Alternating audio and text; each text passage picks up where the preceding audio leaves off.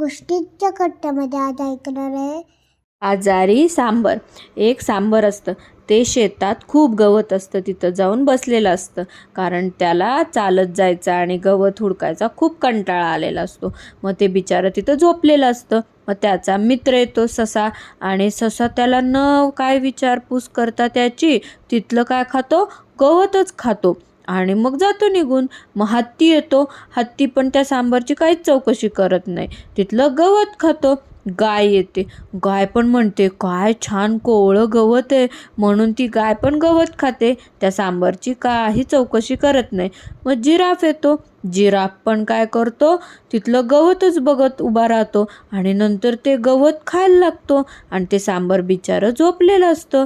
मग दुसरं एक सांबर येतं आणि काय करतं, ते तिथलं गवत खायला लागतं. आणि मग काय येते, एक म्हैस येते.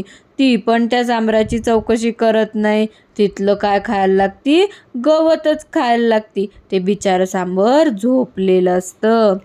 काही दिवसांनी काय होतं, तिथलं सगळं ताजं ताजं गवत संपून जातं आणि ते सांबर बिचारं भुकेपोटी मरण पावतं. गोष्टीचं तात्पर्य आहे, दुष्ट मित्र हितापेक्षा अहितच जास्त करतात. गोष्ट आवडली असेल तर लाईक करा, चॅनल सबस्क्राईब करा. थँक्यू.